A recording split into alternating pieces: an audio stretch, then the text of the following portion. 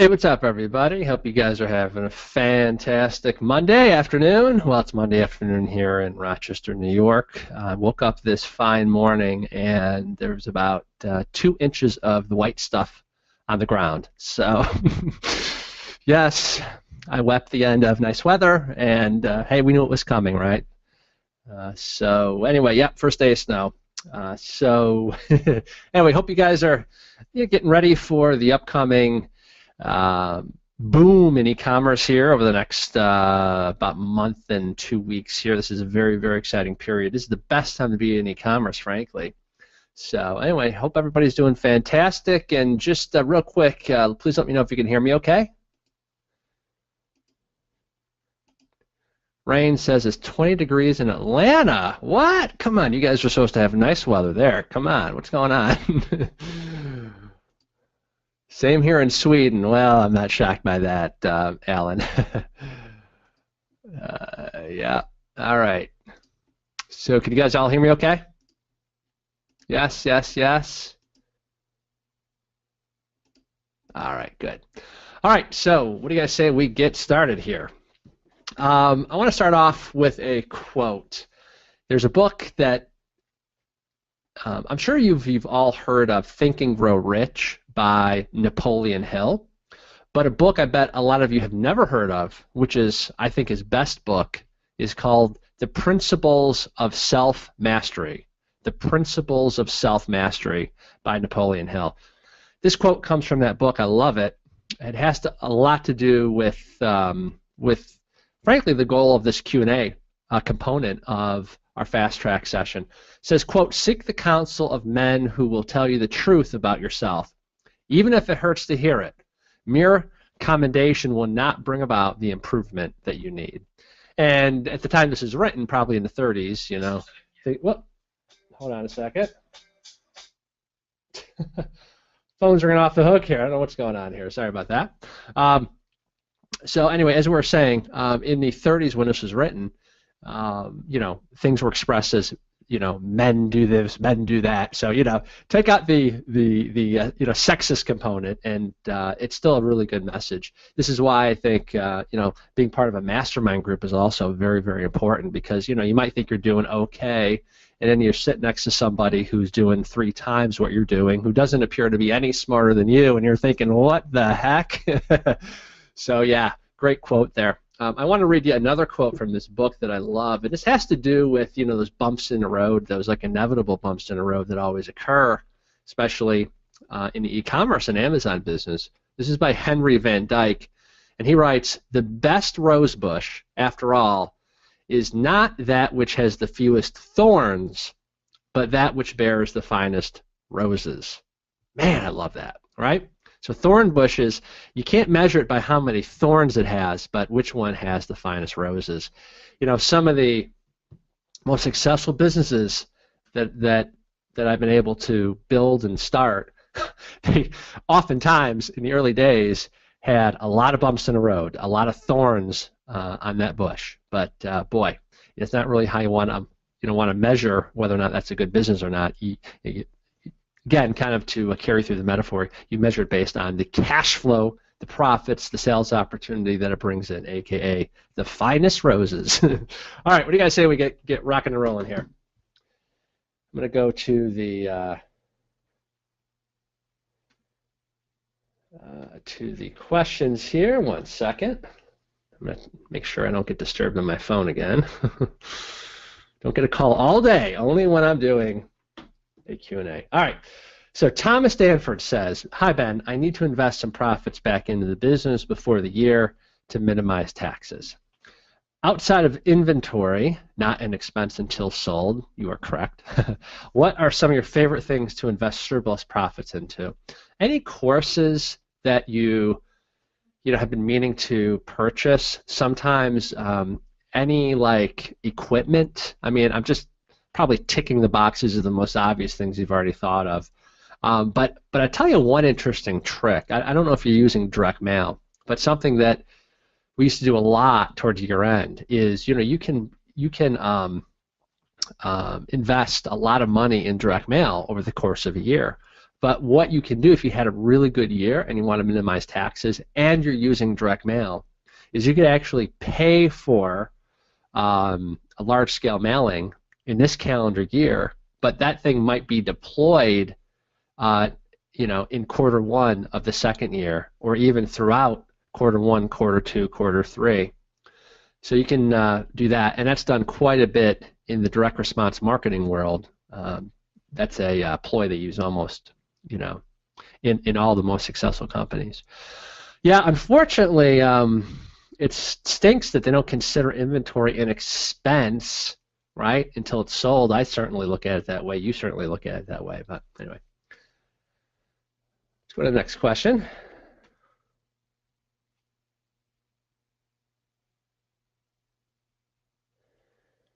All right.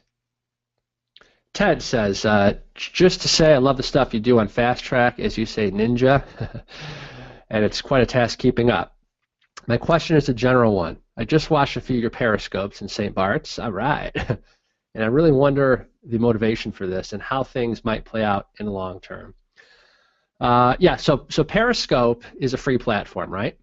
And so, Periscope is a really fun, cool way for us to connect with people. And, I think Ted's just like paranoid that, oh my God, what if somebody else finds out how good you are or something like that? I've never had that scarcity mentality because, truth be told, the number of people that are willing to spend what I charge to get access to my good stuff, it's a very small fraction of the people that are even in e-commerce. I price my stuff, I've always priced my stuff such that I attract the people that aren't in diapers. Like, in other words, the people that treat this business with seriousness, that implement, that are action takers. I don't really want the newbies. I mean, truth be told, and that was true in my practice management business as well. So, I would say just in general, I know people have the same concern when they relaunch ASM. I've never had that concern, and that's because I know human nature. Most people, the vast majority, 90+%, probably 95%, they never make it past the first chapter of a book. They never make it past probably the first or second module of a course. They have, very little internal self-motivation to ever release a product. I experienced this the first time that, so when ASM2 came out, me and Jason Fladlin, we did several hundred private consults, because part of that bonus, and it was just absolutely insane, was you got a 20-minute consult with me. And frankly, that's how this whole program came about, because after I did those, a lot of people liked what I shared and they wanted to hire me for private consulting, and like that's the exact opposite direction that I want to go, because there's no leverage in that. I'm trading time for money. My wife said, well, why don't you just, to satisfy that demand, why don't you do what you did for years in the chiropractic space? Why don't you just teach your best stuff on webinars? That way you can, work with a core group of people. And so that's what we did. But it was interesting to qualify for the second consult, which, I mean, hell, you're getting either me or Jason, and it was the only way that you could hire us at that time. I mean, no amount of money, literally no amount of money, except this. You just had to have placed your first order. It was amazing how you start with like the bottom of the pyramid, like hundreds and hundreds of people that want their first consult, but then just to have proof you place your first order, a teeny tiny fraction of that ever qualified for the second consult. And then the third consult, you had to do $10,000 a month, and I think I did 2 of those. Crazy, right? I mean, so I'm telling you, all this scarcity mentality, it's in your head. I mean, it's even if there is a lot of competition initially, they go bye-bye, because people are wimps. The littlest roadblock, they give up. And I've seen this over the last 20 years. I mean, I've done probably more chiropractic consulting than like anybody in the history of that profession, literally. And I can tell you it's the exact same phenomenon over there. I'd have a chiropractor paranoid. Oh my God, don't teach your stuff to other doctors in my city. And I would tell them, look, it doesn't matter. I could airdrop every secret into the lap of every chiropractor in the history of mankind, and no one's going to do anything with it anyway. They're lazy. Okay? You have to trust me on this. It's all in your head, this kind of fear and worry. And if there is, legitimate competition, that's why you're part of Fast Track, so you have those competitive edges, right? But I'm not going to keep doing this for 3 people.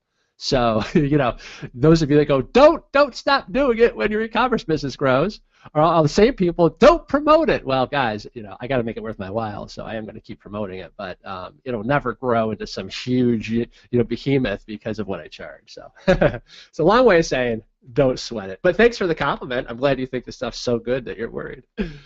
All right, so.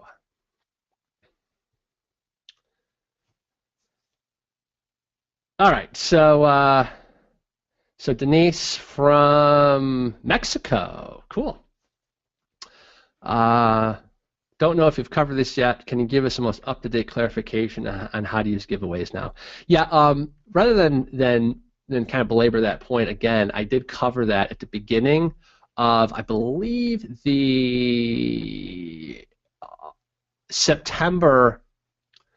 Yeah, at the start of the September or October Fast Track. So, and I covered all my up-to-date stuff on that, specifically what we're doing, how to address it, and how to look at it, okay?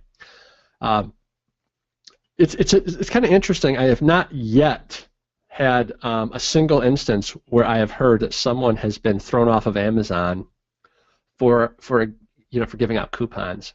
They will absolutely toss you in a heartbeat if you fake reviews. So no matter what, don't ever fake reviews. There's never been a need to do that. You don't need to. It's just sheer laziness.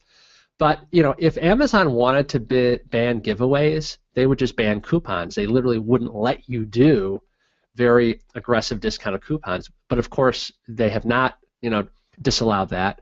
Amazon themselves have a Vine program. Amazon themselves have they even have built out and cataloged the top 10,000 reviewers. So they're not against giveaways. What they're against are what they perceive as spam reviews from these public review clubs. Okay, and it's kind of funny though. I still have yet to hear of anybody being banned for using one of those public review clubs. I've never been a proponent to ever use a public review club. It's just stupid because it's way too big of a footprint. I mean, if Amazon went on a mad tear and said, you know what, we perceive these reviews as spam and blah, blah, blah, blah, blah, not only could they sue you just like they sued the 1,000 Fiverr people, right? But at a minimum, they could toss you out, and it'd be so easy for them to do. All they got to do is sign up as a supposed user on all these very public review clubs, and they just find out who all the Amazon vendors are, and they just cancel all their accounts. So there's numerous reasons why you never ever want to do that. Again, you don't need to. I've given you all the tools that you could ever possibly need to rank, to get reviews, to build your own very private, underneath the radar, small review club. You know what I'm saying? So yeah. So I would just refer you to, I believe, again, it's kind of a blur. I've been so busy. I think it's September or October. It was my opening monologue where I covered that. All right. Okay.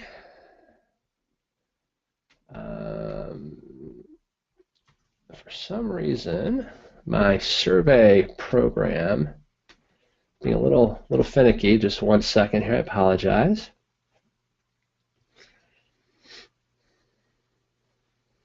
Just got to reload it. Sorry, guys.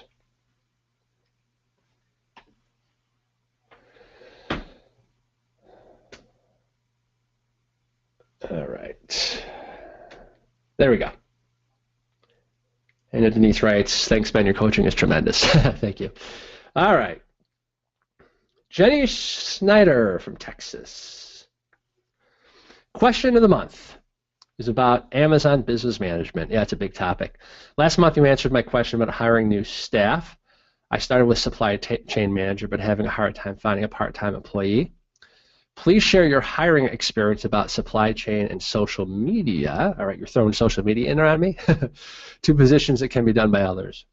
Mostly I'd like to hear your take on where to hire. Okay, so if you really want somebody really good, you want to throw a wide net.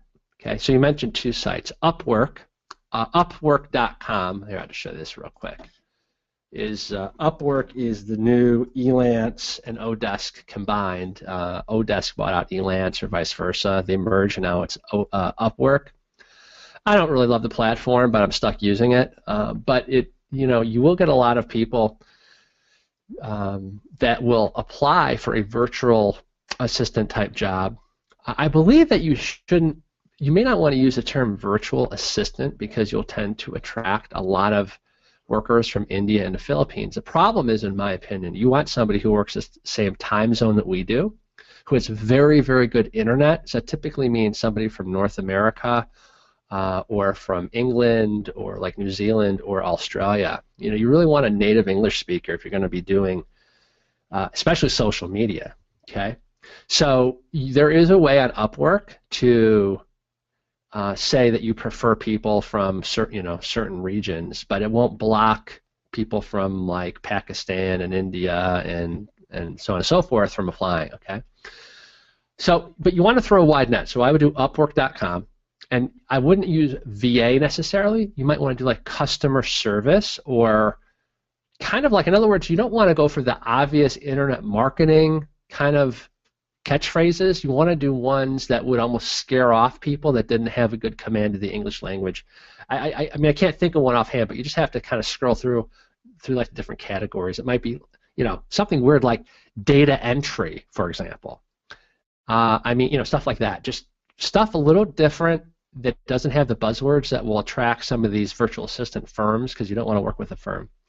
But also look at HireMyMom.com. Okay. And there's also, if you want to go the traditional route, you can go to like Monster.com, and you'll get a lot of resumes here in the continental states. Okay, the position for what you're mentioning. So here I can just speak to my business. So for like supply chain, they can be virtual. It's always better to have somebody local, right? So if I had my pick, I would ideally find somebody local. The problem is, for what I want to pay, part-time, who maybe even has the experience and the skill set, I highly doubt there's anybody in Rochester, New York that fits the bill. Okay, but ideally, yeah, local is best, because then you can have them come over, and for a week they can sit next to you. You can show them how stuff works. It is definitely easier and preferred. Okay, but for our positions, everybody is virtual, just meaning they're not in Rochester, New York. We have one Filipino who's been with me forever. He speaks English. Well, he types English better than most Americans, so there's no issue with that with him. He's fantastic. And we have people in Kansas. We have people in San Diego. I'm in Rochester. So it absolutely can be done virtual. I mean, that's not the issue. In my opinion, the issue is you want a native speaking. English should be their native tongue. Again, I have an exception to that rule with my Filipino, but he is exception to the rule. Okay, how I communicate, how I train. I'm sure you've probably heard of all this before, but you need to build SOPs. SOP means a standard operating procedure. Okay, we are now using Evernote. Evernote is fantastic for this, and we now have a business account in Evernote. So should somebody leave, you own and control those assets. So if you share them, you can control what they do with them. You own them. They can't do damage to them if, I don't know, if they get mad about something, yada, yada, yada. You guys with me? So Evernote is really, really good. If you don't want to learn Evernote, no problem. Just create checklists in a Google Doc and just drop in screenshots and images. For screenshots, I use a free program called Skitch, S-K-I-T-C-H. I can only speak for the Mac. I guess the PC equivalent would be Snagit by TechSmith. Okay. And how we communicate is we have a group chat on Skype that we create. So we have literally every single employee on a group chat on Skype. And so if you want to get the word out quickly, like for example, right when I'm done today from this Q&A webinar, I'm going to hop on our team chat. I'm going to say, hey guys, this week. Very, very important that we man all of our support desks like crazy. We want minimum delays. You're going to have to work a little bit harder than usual, blah, blah, blah, blah, blah, work the live chat, yada, yada, yada, all that stuff. So that's a great way to deploy instructions or pump them up or say good job or say, guys, you know, we've lost our focus this week. Make sure you do yada, yada, okay? And then the way that we usually communicate on an individual basis is also through Skype. So you can do the individual Skype chat that way as well. Salary range in the U.S., it varies wildly, I'm sure. You know, it just depends. I hate to say that, but like for example, if you are if you're going to hire somebody, let's say from Hire My Mom, okay, they might have had a tremendous amount of experience, but they don't really need the full-time work or the money. They're raising children, so they're happy with, let's say, I don't know, $15 an hour, even though if you were to hire them full-time, they would command maybe 6 figures a year. I don't know, I'm just making this up. But, you know, frankly, they're bored. They just want some sense of meaning now. You know, they kind of miss the excitement, the responsibility, so they're willing to work for a fraction of that. That's kind of the idea behind HireMyMom.com. I'll bring that website up as well. And it's often powerful just to tell the truth and say in your job posting exactly what you're looking for, and that you've just launched this company. Ideally, you have yada yada skills, and you know, I will train you. It's all going to be virtual. You have to be available X number of hours and stuff like that. Okay, Monster.com is kind of the equivalent. I mean, I know there's lots of job hiring sites, but Monster.com is kind of the 800-pound, you know, gorilla. There's other okay ones, but this is really all you need. And I think it's like $80 to post a job. Okay. All right. Thank you for awesome advice and mentoring. Love the Periscope show. Thank you very much, Jenny. Appreciate that. All right. Let's move on.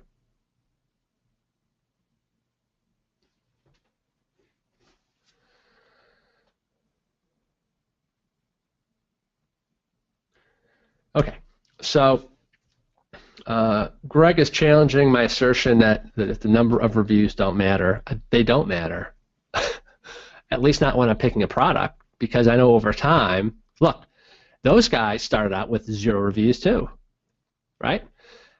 If you think that people only like their sole main you know way to pick products is just, oh, okay, well this one has way more reviews than the other one. If that was the case, like people like me wouldn't be able to earn a very good living on Amazon. So yeah, it sucks starting out. I mean, it sucks starting out even if the competition only has 12 reviews and you have 0, right? It's still the same issue. You have to get to that initial base of 20 reviews, 5-star reviews, as soon as possible. But then we're off to the races. And I don't really put that much focus on proactively building up reviews beyond that, you know, beyond the initial 20 or 30 or what have you, because then we're turning on Amazon sponsored ads, and we're doing all the other things, you know, to generate sales. So again, you know, people love to argue this point, and I say, well, look, you know, this month we're almost at 200,000 in sales. Maybe I know what I'm talking about. I never have once considered the reviews of my competition. It's irrelevant to me. What is highly relevant to me is there demand for the product? In fact, I love it when I see a whole page full of hundreds and hundreds of reviews, because that's indicative. See, I have the opposite viewpoint. I don't go, oh my God. I have the viewpoint of, good God, this is great. This means there's so much buying activity that even like, you know, listing number 15 has several hundred of reviews. I'm like, whoa. So that's a sign of buying activity, you know. So so yeah, like everyone wants like, what's the formula for the terms of service? Everyone's very paranoid about that. There really is no formula, and I'm sure as hell Amazon isn't going to tell us what the formula is. Like, hey guys, we're going to publish the formula so you can game the system, and you know. But we'll publish it so you guys don't get in trouble. So no, I mean, I don't know what to tell you as far as like, how many reviews to get and how fast and things like that. All I know is that all the stuff that I teach still works very, very well, and I'm doing exactly what I teach. I don't do anything black hat. If anybody ever had an issue with any reviews that we got, I would have no problem showing them exactly where those reviews came from. These are from previous customers. These are loyal customers. To get a buzz generated. Of course, we're sending out an email just like you do, Amazon, when you release your Kindle, right? So I don't think they have a problem with this. What they have a problem with, again, is these big public review clubs that they perceive are spamming their site. Okay. Again, they don't spell this out for any of us. So, but I have my ear to the railroad track enough that I can intuit this, and I believe that's look, what built this company? Their unique kind of community review concept. I mean, no one had that before Amazon, and they want to make sure that the integrity of that is maintained. They don't want a bunch of fake reviews from Fiverr and and things like that. Okay. But I love how people are like, oh my gosh, Ben, terms of service and about reviews, and I'm like, look, just look at what Amazon does. They publish, very publicly the top 10,000 reviewers. They publish their email. They have a Vine program. They're not opposed to getting legit. They get it. They're not. Look, they're not stupid. They're not opposed to us getting legitimate reviews, but they don't want spam reviews from Fiverr. They don't want fake reviews. They don't want black hat, FBM things where there were hundreds of people that were buying, via FBM, writing fake reviews. They don't want any of that stuff, prostituting their platform, quite frankly. And I don't either, Then it kind of diminishes the value of my legit reviews that we have on all of our listings, right? So I'm fine with that. So anyway, all right, enough on that. All right, so Mark, what's up, Mark? So Mark Passay says, I am setting up the Wish Pond selfie contest. Was wondering what you recommend for a contest length time. 3 months, 6 months? No. You don't want to go that long because that's so long it'll put people to sleep. You don't want it like Rip Van Winkle length, right? You want to maximum of 1 month. We did a month, and that was probably too long, quite frankly, because what you'll find is when you promote it, you'll get the big initial burst within 2 weeks, and then it kind of peters out. So I would say no more than 1 month. And you don't need hundreds. We got 26 really, really, really good selfies that we can use now forever. So even if you only do it for 2 weeks because you need them faster and you get 12 is enough. I mean, that's amazing. I mean, that's great social proof. All right.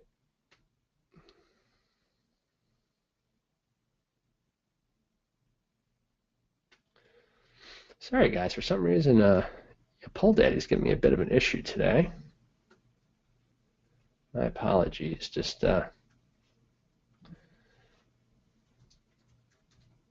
me reload this.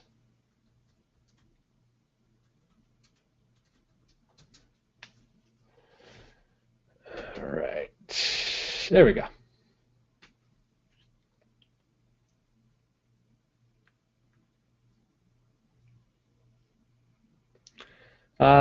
Jamie is asking me a tech question about copyrighted.com.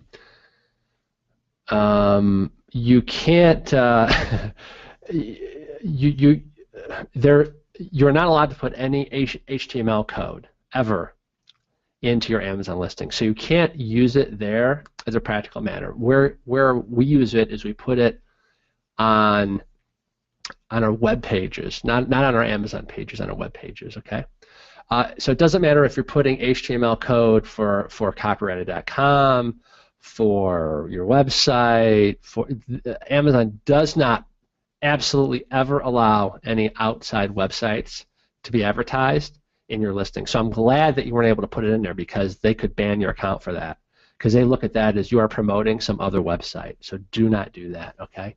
That the intended use for that is on your own web page, and then what you do is, so like in other words, you know, on a WordPress site, on your Shopify site, you put it on the very bottom of that page.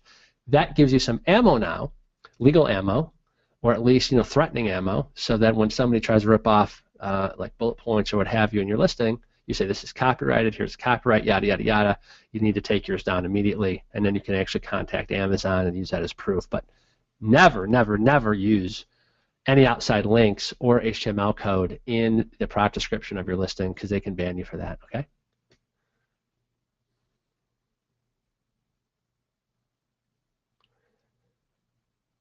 Lewis wants to know if I can share the swipe file that I used to send.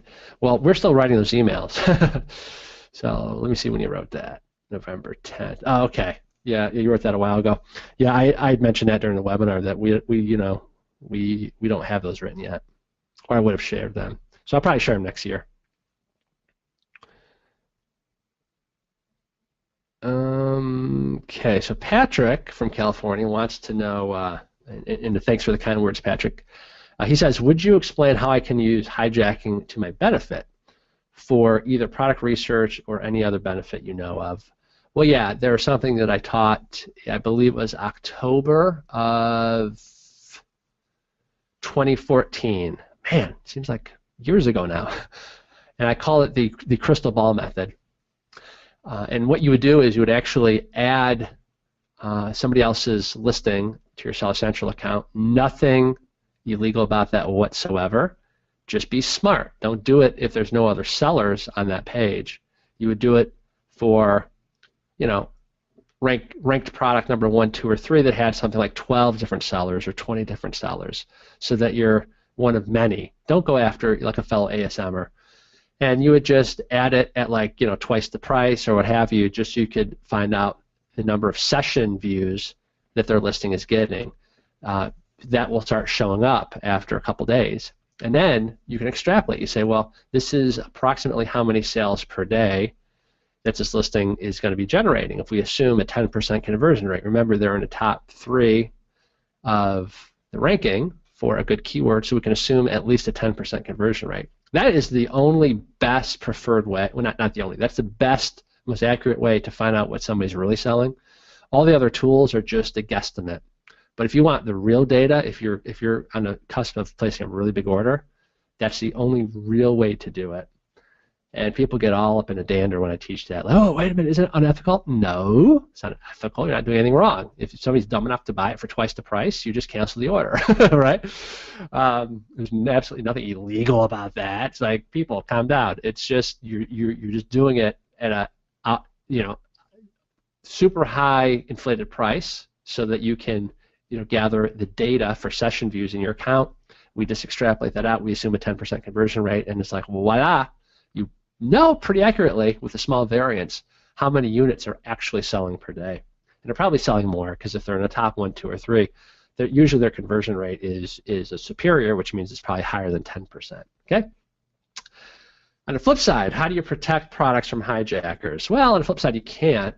The best protection is to make sure that you copyright the images and the words you're using in your listing. You can't do that on Amazon, but you can do it on your own website using a copyrighted.com. It's funny that the previous person asked that. Copyrighted.com. Now, the proper way to really do it, frankly, is to formally copyright it along with your images. I can never remember the name of the website, but it's like something like copyright.gov, something like that. And it's not even that expensive. You batch upload images and things like this. But what it does for you is it gives you that legal protection. Now, it's kind of interesting. Copyrights, they're pretty solid, and they really favor the author. Just as long as we can provide proof when we first used it, the law really favors us. So if it's a matter of people stealing your images and your copy, you can really throw the hammer down. You can contact Amazon, and we tend to be very aggressive with that. We're like junkyard dogs when it comes to that.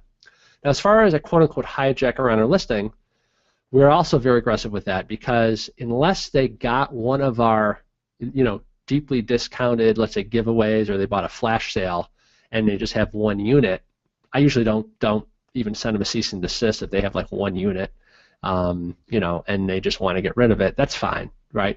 But what I have a problem with is people that are claiming it's my brand and they're selling a counterfeit, inferior product and messing up my reviews. In that case, what we do is very simple. We buy them out, have it shipped to one of us, document that it's counterfeit, ship it back in with notes saying, do not put this back in inventory. These are all counterfeit items, and we request a refund. So if there's like 800 units you're buying, okay, it's just a temporary charge in the card, but you're going to just document it's all counterfeit. You're going to send it back, ask for a refund. So it's not going to cost you anything. But you want to get those people off your listing as soon as possible because you don't want to get a 1-star, 2-star review and lose all that revenue because somebody is selling a counterfeit version of your product. We're private labelers. We have our own brand. So unless you are offering your products for sale to wholesalers and have them sign a contract saying you don't have the right to sell on Amazon, yada, yada, yada, well, then we also get very aggressive that way. And before we do all that, by the way, we send a 3-step notice, and that's all something that I taught in a previous fast track session. Which one? I don't have a clue. I've taught a lot of stuff. I will refer you to this. Somebody recently asked about the master index of webinars. This is updated by Kim Marie. Thanks, Kim Marie. And she's got a lot of stuff documented here that we covered, okay? So you can always look it up there.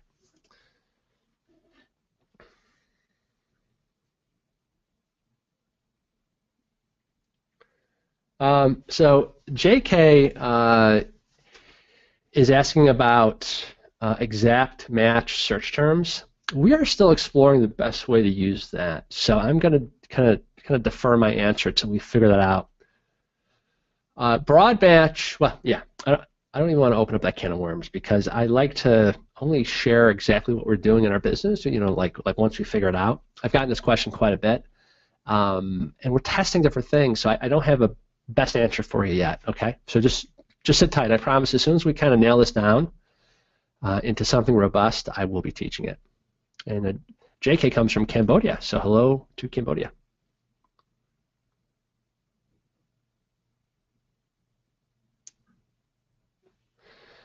Okay, so Steve is having an issue using Thomason to find Amazon reviews. We've always run into that issue. We still try to do it, but we primarily use Thomason for the Google brand footprint, which is really, really powerful. I talked about that this month, how there's 3 types of traffic. There's cold traffic, there's warm traffic, and then there's hot traffic. And one ninja way to take people from cold to warm, literally a 70% chance, higher likelihood of them buying, is by having lots of Thomason reviews that are posted on their own blogs. And oftentimes, the better writers, they'll want a little bit of money. Oftentimes not a lot, like $20, ish in that range. And not only do their actual blog visitors read it, but it stays out there. So when people are doing a Google search or even searching for a product in your category, they're running into all these blog posts. And that's how we use FameBid as well. Now, if you're specifically looking for Amazon reviews, you can never, ever, ever, ever charge, or I'm sorry, pay someone for a review. So even if somebody on Thomason says, "Oh, I'll leave you an Amazon review if you give me $20," avoid that like the plague, because that's paying for a review that will absolutely get you banned. But we use Review Sniper for that. Review Sniper is killer. It is closed to the public. There's a link somewhere, I think it was June or July, where I showed you how we're using Review Sniper. So that is pretty much our main tool on an ongoing basis to get like really good high quality video reviews from Amazon top 10,000 reviewers. People that have a proven track record of leaving 5-star reviews and video reviews. And also, you know, we want kind of multimedia rich reviews as well. We want people leaving good reviews with user-generated pictures as well. And so again, you pick those reviewers that tend to leave 5-star reviews and that frequently take pictures of the product. And so that is the best tool that I know of. You know, that's like kind of like tackling and blocking. So Thomason generally is going to be the best tool for getting the word out there on social media and blogs. For video reviews, user-generated reviews, and high-quality reviews, you want to use Review Sniper primarily for that purpose. And for YouTube, again, I'm throwing this into the mix with the social media, but for YouTube, FameBit is my favorite way to get people doing product reviews about our products. And you know, the combination is very, very powerful. I mean, we get a lot of sales from the combination of those three. Something to check out, by the way, somebody, you know, more and more people are liking Content Boulevard. ContentBLVD.com. And this is kind of like, it's almost like a combo YouTube blogger platform. So it's almost like FameBit meets Thomason combined, and people are liking this. Some people are using this in place of FameBit because FameBit can be a little more expensive. So anyway, check it out.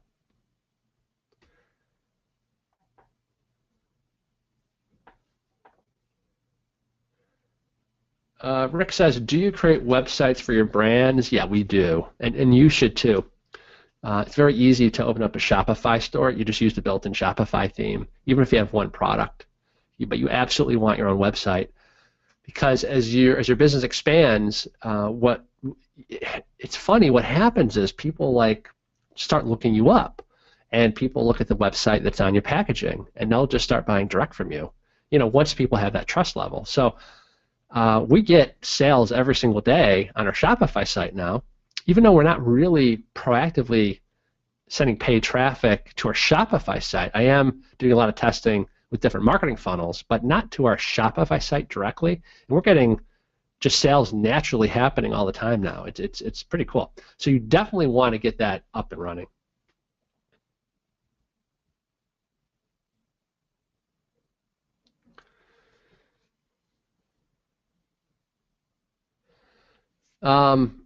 So somebody's asking me like how to do patent research.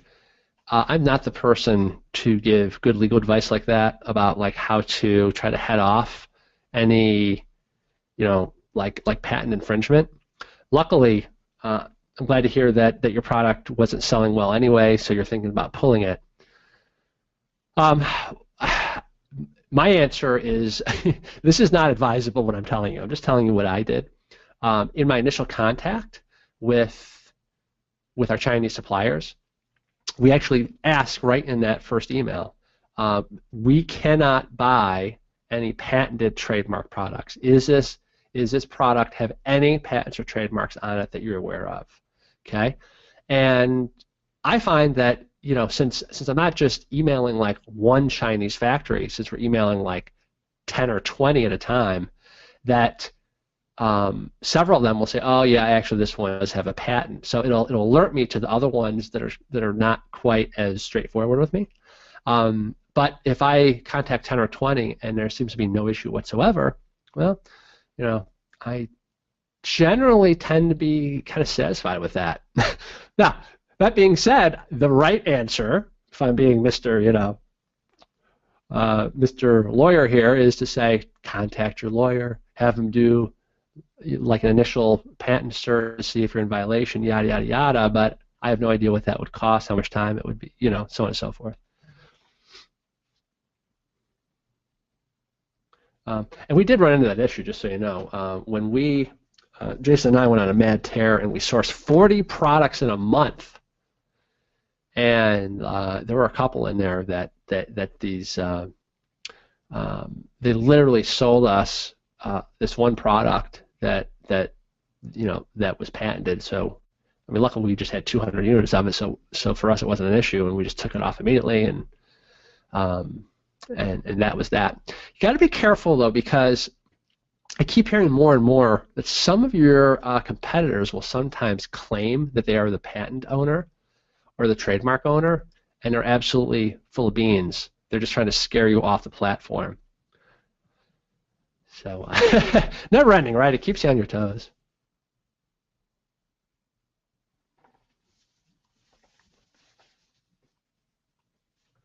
So Dan White, what's up, Dan? How you doing? Dan from Thailand. He says, would you recommend using the Facebook carousel campaign right away in a product launch without waiting for the initial reviews? A product I just launched has a profit margin of over 60%. Wow, that's awesome. So I could do a deep discount at break even or better. Well, yeah, I mean, really what you're talking about is essentially doing a giveaway, right? Or deeply, deeply discounted. So absolutely, running Facebook ads has nothing to do with waiting till you have your initial base of 20 5-star reviews. My advice for that is don't run Amazon ads. Don't run Amazon ads until you have the initial base of 25-star reviews, because then that will have the opposite effect. People will click through, see there's no reviews on it, and actually leave. So it will hurt your overall ranking, your capability, because it'll hurt your on-page conversion rate. But that has nothing to do with Facebook if you're doing like a giveaway or like an 88% off flash sale. In that case, people just want the bargain, and you easily just kind of clean it up in a copy. I mean, you guys have all seen my funnels, so you see that I say, hey, we're just launching this product and blah blah blah. We want reviews, or the flash sale discount. I mean, people get it. If it's an irresistible offer, they don't have the same concerns about, they're going to read every review because they're paying full price and that kind of stuff. Okay. So Dan says it's unclear what advantage a review club has over a VIP club. Well, I think we're just splitting hair. Or I think there's some confusion in the terms. A review club is there to essentially, you're going to give the product away for a very, very heavy discount in exchange for a review. Your VIP club, or what I call the VIP club, is your list of your buyers. These are your buyers that have actually paid full price for your product, that you get, that they bought it from Amazon, and by hook or by crook, you got them to join your house list. We never offer them a product for like $1.99 or super discounted.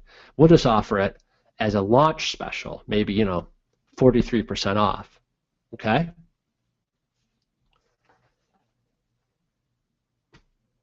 Next question. Okay, so Kath from Australia says, I'm going to use your giveaway funnel to launch my product using a $4.99 price. Okay, do you still recommend using the ASM ranker with the Amazon terms of service changes, or just the canonical URL? I always give the caveat, your business, your choice. I tend to be a bit more aggressive. I am not using the ASM ranker, but then again, I don't know anybody, not a single person in the entire Amazon landscape who's been banned for using the ASM ranker or the super URL. I just don't think Amazon cares all that much. Again, I could be wrong, right? I could be wrong, so your business, your choice. If you tend to be on the more conservative side in business, and I have no problem with that, then you just want to use the canonical URL, and that absolutely will still work. That's how everybody used to rank their products previously. I usually use a blend now of some super URLs. I'm very conservative with those, or rather more conservative. Like I'm only, I'm not just making one super URL and running all the traffic through that one. That's just too obvious of a footprint. So we're changing it up a bit more with more diversity that way, or we're just using the canonical URL. It's a mouthful for me today. I remember, when I taught Facebook video ads, people were like aghast. Ben, surely you're not just using the normal Amazon URL. Why are you doing that? Like people we're flummoxed over that. And I said, just because my gut is that this is going to rank us just as well And it turns out I was right. I mean, you know, the super URL, I get why people are attracted to it because it's like, you know, it's like Superman, Superwoman, super URL. Good God, it must be super. But frankly, sending traffic through a canonical URL is still going to trigger, you know, all the various keywords that you have layered into your title and your bullet points. It's still going to trigger those as well, you know. So yeah. Also regarding the changes, do you think 25 units a day for 4 days would be considered small fry to Amazon? For me, it would. For me, it would. I would have a comfort level with that. But again, I'm putting an asterisk next to everything I say. Your business, your choice. If they ban you, don't write me an email, okay? Because I don't control Amazon. You know, we don't really know. But for me, my comfort level is, yeah, I would have no problem with that. Again, because I can make the argument, look, we're not doing anything underhanded. These are legitimate buyers. We're just, you know, we're a small startup. We're trying to get the word out there, just like you guys, you know, give Kindles to New York Times reporters and blah, blah, blah, because you guys want to get the word out there, you know.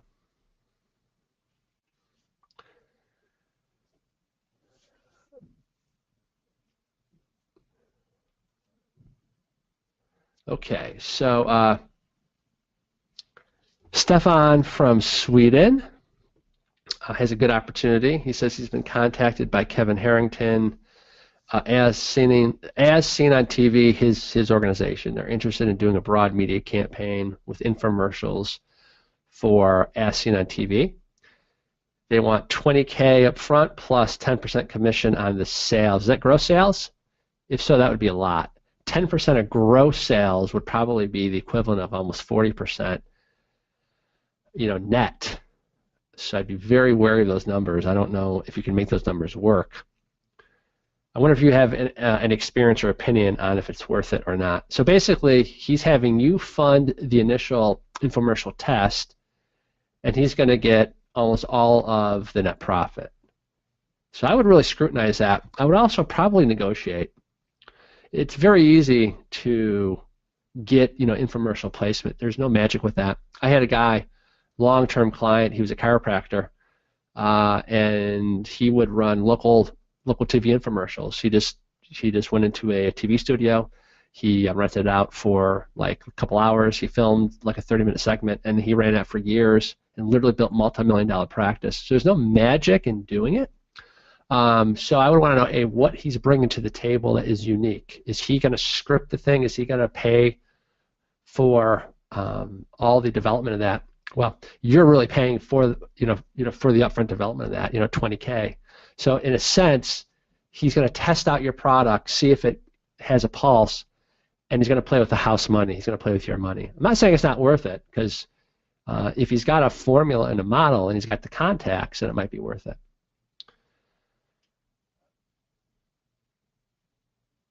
I almost said what your product was. Your product could actually sell well here in the States, actually, now that I'm looking at it. Here's my question for you. What's your back end? Like, in other words, what do they buy second, third, and fourth? Who controls that list? Does Kevin get to control that list? Does he share it with you, or do you control that list of buyers? Because I want to know that. I want the emails, I want the shipping address, because it looks like you're not going to make that much money on the front end, which is fine. I mean, if you can break even on the front end and add 10, 20,000 buyers a month, fantastic. Then I can make it up on the back end with other related products. So I'd be curious what his deal is with that. Anyway, sounds like a great opportunity. You know, whether you do it or not, looks like you're doing something great with your visibility and have, you know, and showing up on his radar screen. So great job.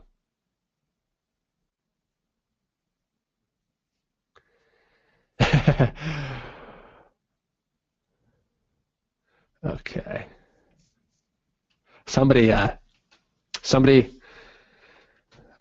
trying to help me to pronounce his name, so he did a recording, which I did not have a chance to listen to, so I'm not going to mess up your name, but thank you. I will check that out. Okay, so I've attempted to set up my Facebook offer funnel. when Facebook sends out the offer email, it doesn't contain the URL to my Countdown website. I've entered the redemption link. Any help would be appreciated. I mean, unless they've changed a feature, I thought it was pretty straightforward. If it doesn't work as a Facebook offer funnel, don't obsess over it. Just run it as a regular Facebook ad then, and just drive it right to your website. You just don't have the benefit of the follow-up email that like Facebook sends out, but it's fine. I would say still to this day, 80% of the way that I'm doing Facebook is still just, you know, kind of a traditional ad and not a Facebook offer. So the exact same marketing funnel will work, just run as a Facebook ad. So I would say don't get stuck on that, like move on and get it implemented in a way that you have some control if the Facebook offer feature does not seem to be working properly for you. I would also, though, reach out to Facebook advertising. They tend to be, like all big companies, pretty useless, but they might have some feedback on maybe something you're doing wrong, or they might say, oh yeah, we're like phasing that out or something like that. But I've never had an issue with it. I'm not quite sure. I apologize. I can't quite nail down what you might be doing wrong.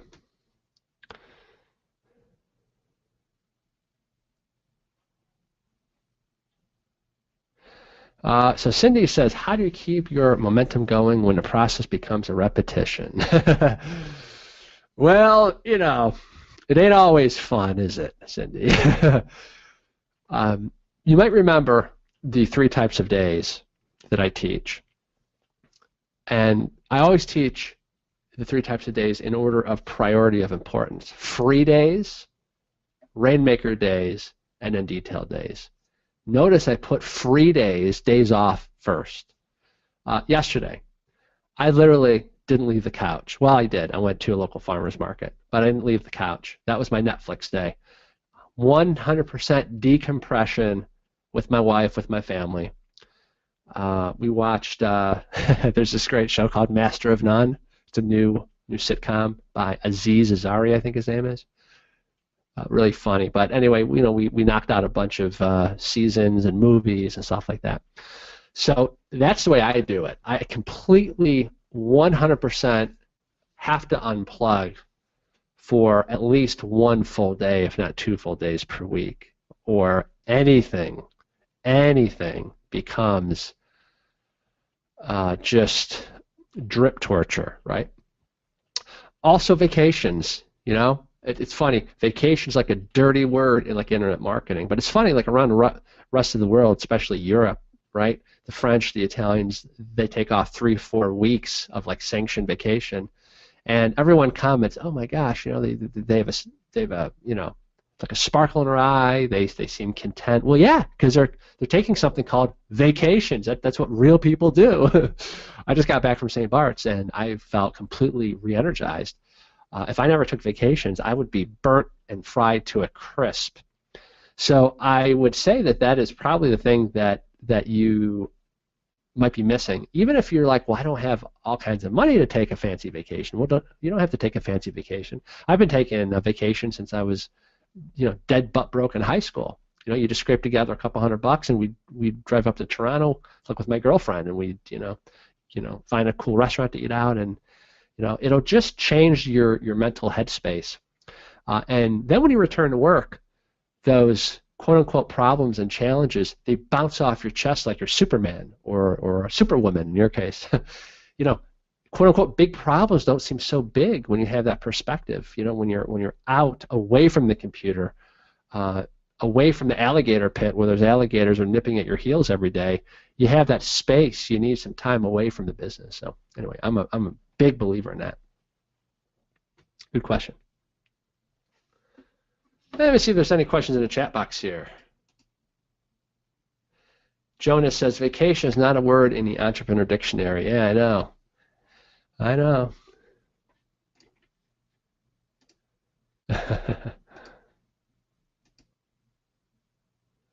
What's up, Matthew? Matthew, love seeing you on the Periscope shows, and he's very active in Fast Track. He says, Ben, how long after regaining stock? Okay, so you were out of stock, came back in. Do you wait until you do another inventory if you are not re-ranked again? Can you retype that question? I'm not sure what you mean. So, like in other words, you ran out of stock, your ranking dropped, you got new stock in. Oh, how soon do you do another giveaway? Got it. I would wait at least 3 weeks. Because I have found, at least, with rare exception, unless you've been out of stock for a really long time, and by the way, I have been out of stock for a really long time. I was talking about this on my Periscope show today, Matthew. I don't know if you had a chance to listen, but last Christmas for the holiday season, we had like a whole container load of product stuck out at port. It was driving me nuts. So we're completely out of stock for the peak buying season, and that particular product is something that sells extremely well in the holidays. You know, what can I do? You know, laugh and have a glass of wine, right? But once that product went back in stock, we did regain our ranking. It doesn't happen overnight. It takes about 2 to 3 weeks from my experience. Don't get me wrong, it sucks.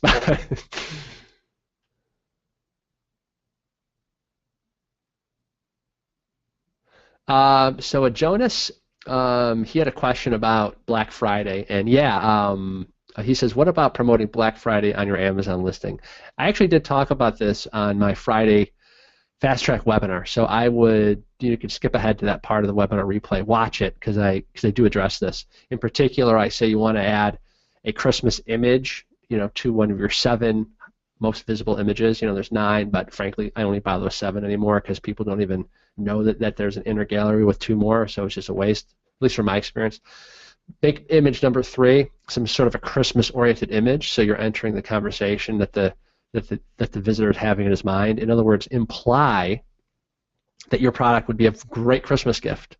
You don't have to state it; just imply it by superimposing your product in front of like a blurred-out Christmas scene. You can buy those Christmas scenes all day if you just type in royalty-free image like Christmas or something like this. Okay. As far as putting a Black Friday sale icon on your image, you can't do it on your main image. Even if you see competition doing it, don't do it. Just trust me, because at the worst possible time, Murphy's Law, you'll get a notice. Or what Amazon tends to do for the last 4 months, they will just simply suppress your listing. They won't even bother to email you. So it'd be like, oh my gosh, I wonder how my Black Friday sales are. Whoops, didn't know that people couldn't even buy because I had this Black Friday sticker on there. But if you do it for like the second image in, I think you're probably okay with that. And I think it's a good idea. No problem, Matthew. Matthew says he was out of stock for 3 weeks. Yeah, I hear you, brother. I've been there. It'll come back almost always. Rain, not really. He wants to know if did I change much launch and rank. Big difference is that the emphasis should be on flash sales, where you vary the flash sale price. But really all the same rules apply, because fundamentally the Amazon algorithm hasn't changed, right? I've probably studied the A9 algorithm more than anybody else that I know. And there's still 3 main mechanisms, three pillars of the stool, if you will, that cause rank. Daily sales velocity, your daily sales have to be higher than a competition if you want to rank higher. Conversion rate has to be the same or higher than a competition if you want to rank higher. And reviews in and of themselves have never caused a product to rank. We used to think it did, but I call it a lagging indicator. It actually, see, the reason we used to think that reviews helped rank is because all of a sudden, see, what reviews really did was what? Boosted your conversion rate. So reviews are very important, but you can have a listing that has 0 sales, right? 1% conversion rate and 100 reviews, and it's not going to rank, because reviews in and of themselves do not trigger anything in the ranking algorithm. Now, it might trigger stuff in other areas of Amazon, those reviews. We don't know. I mean, I suspect that a lot of really good high-quality 5-star reviews might trigger something where Have you ever seen those emails that Amazon sends out where they feature products? They kind of do like their version of a point of purchase, or a suggested purchase rather, by email. But even then, we don't really know. But the reason I keep including the reviews into those three three ranking factors is because you got to have the reviews if you ever want to have a strong conversion rate, and we know that conversion rate ultimately is the ultimate winner, because as your conversion rate improves over time, Amazon will rank you higher and higher and higher, will organically allow those daily sales to kick in. Of course, we blatantly manipulate that process in the beginning, right? Marcia says, why does Amazon not allow me to change info on my product page after I've sold some product? I have to go through them now to make every change. Oh, that is a pain. Yeah, they'll do that sometimes for no reason that we can figure out. Very frustrating. Marcia says, I did put Black Friday in my bullet points and they allowed it. I also added a cute image with a Christmas thing in it. Awesome. Awesome. Good job. Yeah, it's a pain. Sometimes I'll just inadvertently lock your listing, right? So I was recently making some changes to a headline, and it wouldn't take. I just had to submit a support ticket. I'm not sure why I do that.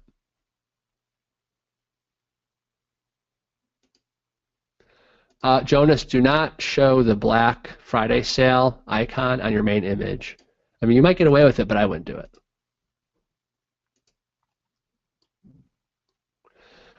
Bill says, is it possible to take back orders, Black order, I got Black Friday on my mind, back orders on Amazon when you're out of stock? Yeah, you want to create an FBM version of your listing, and then you would take orders that way and hope and pray that the stock comes in fast, and then as soon as it's in, then you would create a fulfillment order for those back orders.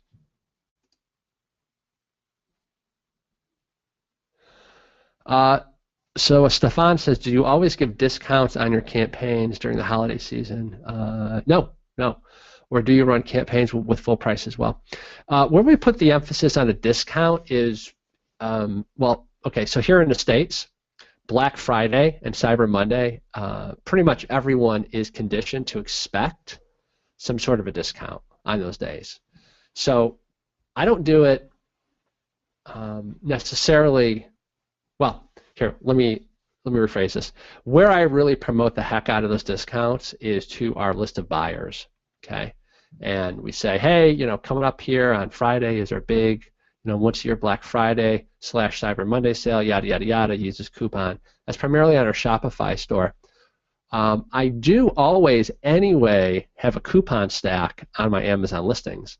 So we don't really change the coupon stack, we just changed the languaging of it. So now it says Black Friday X% off. And then we're going to change that so it says Cyber Monday X% off. Again, just to make it highly relevant for what's top of mind, to make it seem like, oh, this is something special. In reality, it's always there year-round because we're always trying to bump them up from buying 1 unit to 2 units and incentivizing them to buy and blah, blah, blah, blah, blah. Marcia says, I just raised my price on my product in order to do tiered coupons. My price was super low, and I wasn't making much profit. Oh, yeah. This is a profit game. So if you're not making much profit, absolutely raise your price, especially if you're going to do coupons. We're not doing this, we're not running non-for-profit organizations, right? Okay, I'm going to go back to the pre-submitted questions. I'll sort of bounce back and forth. Lynn from Canada says, hi, Ben. Thanks for all you do. You're an inspiration to our family. Wow, to your family. Okay, thank you. Our question, we have a Facebook page with a generic name, I love blank. Okay. We've built up an audience of 30,000 likes. Wow, that's awesome. We post 3 times a day on the page. Our posts are mainly inspirational, nothing to do with our brand. We wanted to change the name of the page to our brand, but Facebook said no. We're wondering if you might have some ideas, 4 or 5, on how we can start monetizing this page without losing our audience. Okay, well, first of all, let me share something with you. The that might be a problem that we'll have to solve. I don't know if I have 4 or 5 things that I have time to go over, but I'll just do whatever comes to mind. First of all, it's funny. So like, here, I'll use my Periscope show as an example then, okay? So if all I did on that Periscope show was just give little free nuggets of content, and I never promoted anything, that actually has a detrimental impact on the quality of the audience. Because then when I actually do promote something, they actually get pissed at you, even at unbelievable value. Now, I've been down this road because I did this for years, like in the chiropractic space. You actually have to condition people to expect, you know, and I mean, we want to attract the buyers, you know. I mean, ultimately, I'm not doing Periscope for my health. I'm doing it to add value to you guys, to keep you guys pumped about Fast Track, to act as sort of a bridge between sessions, and to increase awareness about my personal brand and the e-commerce space, yada, yada, yada, and ultimately to monetize that, right? I mean, you guys all know this because you're all entrepreneurs. The problem with some of these Facebook pages is if you're just doing purely inspirational, like quotes and funny cat pictures, then when you post something like a promotional in nature, they actually get pissed at you, even though you haven't posted anything like that for a year. It's crazy, right? So just know they're not going to like it, and you just have to deal with that and say, you know, mentally say, screw you, because, you know, you're not doing this for your health. You're doing this because, look, you're in business, and you're in business to make money. So what you want to do is right out of the gate start weaving in promotional messages. I would say do it every 3rd post, every fourth post, okay? Well, sorry, you're posting 3 times a day, so I would say I would do it every 3rd or 4th day. Something promotional, even if it's just saying, hey, check out this doggy bone collar that I found over here on Amazon, right? Even if it's not yours. And then what I would do is I would actually start a branded Facebook fan page, and they're going to become the sponsor for your fan, you know, for your I love yada yada page. Okay, so at the top, not the bottom, but now 3 times a day, it's going to say, this quote brought to you by the world's #1 doggy treat, and then you hyperlink either to your fan page or to your Shopify site, you know, enjoy, and then you show the funny doggy video or whatever, okay? And, you know, look, that 30,000 likes is worth squat to you if you're not monetizing it. So you might have to kind of rip the Band-Aid off quick and just kind of take your lumps, because people, again, you haven't conditioned them to be buyers. You know, they're like warm and fuzzy posts, and oh my God, how dare you try to make a profit now, you big evil corporation, you know? So yeah, so it's very important. By the way, this applies to when you are building your VIP list for all of you that are listening, for your commerce brands. Do not be shy to promote. If you don't, when you do promote, they actually get pissed. I know it doesn't make any sense. You'd think just the opposite. You think they say, oh my God, you know, this dog company just sent me 3 months worth of valuable content about how to train my dog for free, and then they get super pissed when you release like an email about your dog bark collar. I'm telling you, I've seen it time and time again. So you need to do that balancing act, not dissimilar to what you see me do on my Periscope show, right? The Periscope show is rung #1 of my e-commerce consulting ladder. Rung #2 is Fast Track, and then the ultimate like ascension is rung #3 is our 25K per person collective mastermind group. Okay, and you want to think very similar whenever you're producing content to your lists. So yes, have a great tip about dogs and blah blah blah. And by the way, this person, I have no clue if they're in a dog market. I'm just using that as an example. But then make sure you go, and oh, by the way, one of the best ways to train your dog is the XYZ dog bark collar. And as a fan of this page, you can save 10% off with this coupon or whatever the case may be. All right? Yeah, I know, it's interesting, isn't it? All this kind of psychology in when you're marketing your brand. All right. So James, I've covered my launch sequence several times. I would refer you to right here. Rather than than me just repeat what I teach in a 2-hour webinar. I mean, it goes, you know, way more in depth than I can teach here. Just go to the beginner series right here, and you're going to watch this webinar, the second webinar, how to launch your product, all spelled out there, virtually identical to what I just taught. Okay. Okay. The only difference is when you're going to do the friends and family emails, just don't use the ASM Ranker link. You're going to use your canonical or a super URL. Again, your business, your choice, as I always say. You know, like that's my kind of caveat, right? But it's all right there. Okay. When I'm done with the most recent, the beginner series, again, you know, this is not something like you get. I'm doing it as a favor. Sorry, Jason and Wilson are doing it as a favor. They pay me to do the beginner series, and they pay me a lot of money, and they allow me the right to repost it for you guys as a freebie, even though they paid me to do it for, you know, for the new ASMers. Because like somebody was getting mad, well, Ben, why aren't you posting like the new stuff? And I'm like, well, this is like a favor I'm doing for you.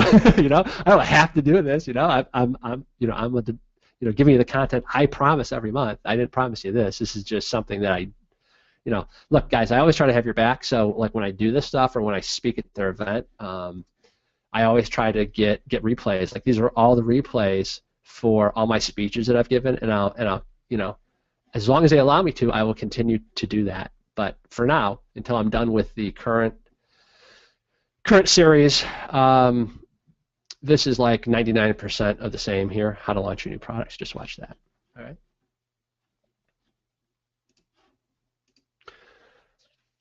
All right. Let's keep going. Lately, I've been having a lot of people wondering if we need to have people leave a disclaimer that they got the product for a discount. That's a gray area because, you know, if I bought a product on sale, like, look, let me ask you a question. I'm on Amazon, right? If I go to their Black Friday deals, okay, let's say I bought this product here, okay, I'm getting it for half off. Do I have to say, now here's my review, however, I need to put a disclaimer, I got this for 50% off? Well, no. So if you're selling, you know, if you're selling a product at a deep discount, again, like I don't know the answer to that, but I mean, it doesn't make any sense to me. You know, if you're getting like a lightning deal, again, you know, if you're getting like okay, so like what's the cutoff? 20%? Is it 40%? Is it 80%? I don't know. Do you know? Right? So if you're giving it for free, yes, a disclaimer. If you're going to, you know, give it away for $4.99, I don't think so because they bought it. Right? I mean, just like if I leave this person a review, if I leave any of these people a review on this Black Friday page, I mean, look, this one is 56% off. Do I have to say, hey, this is a great product. However, I must tell you, I got this for a discount. It just makes no sense to me, right? So free, if it's out and out free, yes, I think you do. If you're selling it on a flash sale, like we're doing more and more, I don't think they need to leave a disclaimer. It would just make absolutely no sense, you know. But again, your business, your choice. People, it's funny, you know, like when I go off on these mini tirades, people like seem to love it. They're like, Ben, will you like, you know,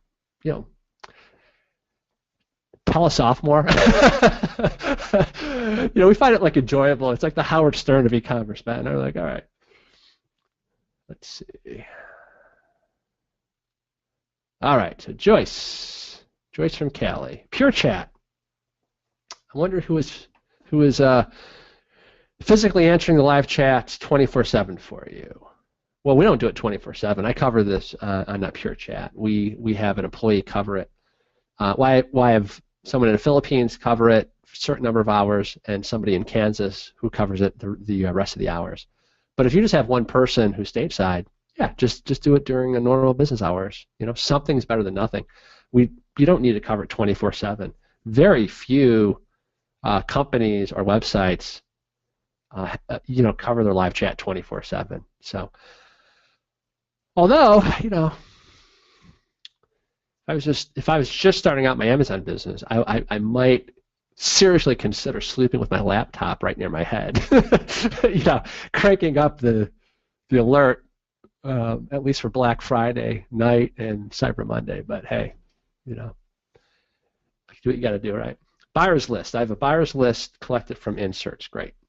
However, I'm very hesitant to use a list for holiday promotion because of my dilemma. I've only one product with different models. I don't want the buyers on the list to buy the second product at a discount, then return a previous purchase. Okay. Well, you're not telling what the product is, so I just have to assume it's like, let's just say it's like a cell phone case in 3 different colors. That still wouldn't stop me. I would say, hey, thanks again so much for buying the XYZ cell phone case. A lot of our customers don't realize we have several other colors. So, in the spirit of Black Friday, in case you wanted to have multiple colors, to match with different outfits you have, or this makes a fantastic gift for your kids or friends and family, or that are hard to buy for a boss. Here's a special coupon, good for 15% off on Black Friday, that you can use to add to your ABC cell phone ink collection. Thanks again for being a customer. Bye bye. Something like that. Do you mind sharing where and how you find your image gig? My image gig. Not sure what you mean by that. I don't have much luck with Fiverr, she wrote. Okay, so do you mean like you're trying to find like a graphic designer? If so, I personally don't use Fiverr for that. I post a job on Upwork, which I mentioned previously, and I just say exactly what I'm looking for, and you can find some very inexpensive, high-quality graphic designers. See, unlike customer support, where the English has to be perfect, we want a native English speaker. Hell, for graphic design, you can tolerate broken English because what you care about is the design. As long as you can draw a mock-up with like sketch and arrows and say change this and make this different and stuff like that, then you're fine. So I tend to use Upwork for that. Thanks for the questions, Joyce. Joyce from California. Excuse me.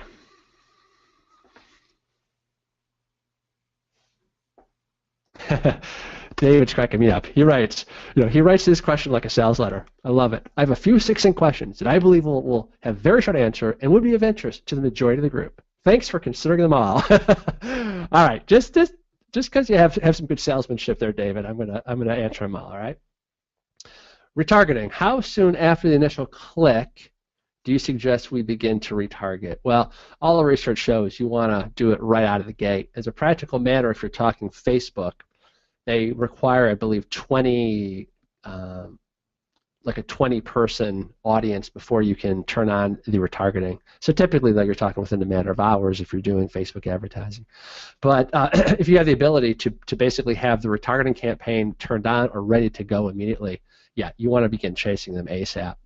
I'll just give you a quick example. So my wife is looking at something called collagen protein. It's like, it's in latest craze in health. And she visited this site by Dr. Axe, A-X-E. He's like an alternative healthcare guy. And right away, she saw his retargeting ad showing up on Facebook and on Google, and she bought like within an hour through that. I'm always yelling at her, like in a nice way, but I'm like, you got to tell me when you're buying products that are e-commerce related, because I want to find out how they got you, right? So she's like, I know, I forget, I just buy this stuff. So, but that's pretty much true across the board. All the research shows that you want to get in front of people while they're in heat, because if you wait too long, my wife could have bought somebody else's collagen protein, right? Because she just kind of forgot about the Dr. Axe version of it. So yeah, you want to start it right away. Second retargeting question, is it okay to retarget the same customers via multiple methods? Oh yeah, I teach this, in fact. I would refer you to, I believe, the August fast track training. I did a revised version of the Facebook video ads marketing funnel, which continues to absolutely kick butt for people using it. And we actually stalk them. I call them the stalker retargeting ad. Once somebody views the product review ad. We stock them with a video retargeting ad as well as a static newsfeed ad. So we're hitting up with them with both modalities. So yeah, you're right on with that. And question 3. Hold on, I think I've already answered this. Okay, well, you're making a big assumption that Amazon no longer ranks for $1 giveaways. Who told you that?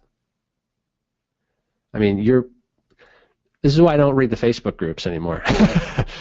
There's so much bullshit information posted. I mean, I'm not saying $1 you should just do that, but I've never said $1 giveaways don't work. And you don't have to be limited to $1. And by the way, I'm not picking on you. We're just poking fun. But if you don't like $1, do what Kath does. She just said she's going to do a $4.99 giveaway. And you know what? For certain products, that can crush it. It is crushing it for us on some of our products, like using our flash sale funnel. Like a lot of you guys don't seem excited by the flash sale funnel that I introduced in August, which was scary how I released that as an alternative to giveaways just before Amazon released their terms of service. It was crazy. No, that works fantastically well. So don't be rigidly locked into $1, but also don't think that heavily discounted giveaways still don't work. You just can't go as crazy. At least I'm not going this crazy. You don't want to give away hundreds and hundreds, but you can still do flash sales at 70% off, 60% off, whatever, at various price points if you want. And it absolutely will rank you. Again, look, ultimately Amazon cannot fundamentally change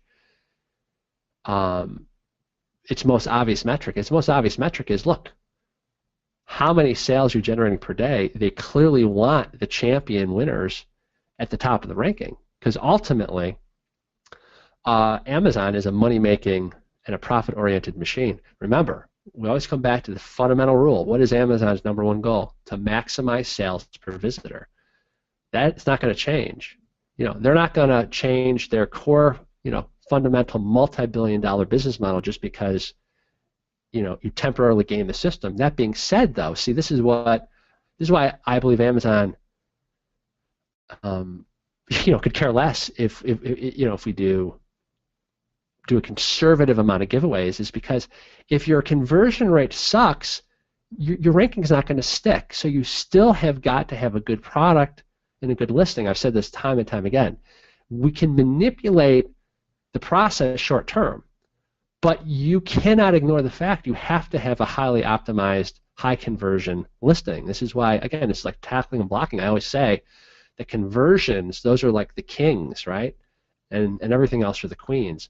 I can get you temporarily a high ranking, but you got to put in the long yards, or the hard yards, as they say, by having a well-crafted listing. That's why I've over the last year and a half spent so much time talking about bullets and crafting bullets properly, and the images and having them laid out in a logical product and use flow, almost like you're mapping out a TV commercial storyboard, right? All that stuff's vital. All right.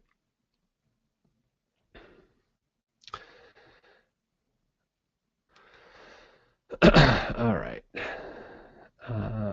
Guys, just give me a second. I got to read this guy's question. Okay, so Mark from Switzerland, the home of Roger Federer, I might add, he ordered 500 units with some extra packaging. Okay, so these units arrived damaged. Now about half the packaging has arrived severely damaged again, so I have to replace 300 or 600 packaging units, depending on whether I also replace the so far undamaged ones. Huh. I'm trying to figure out what you mean.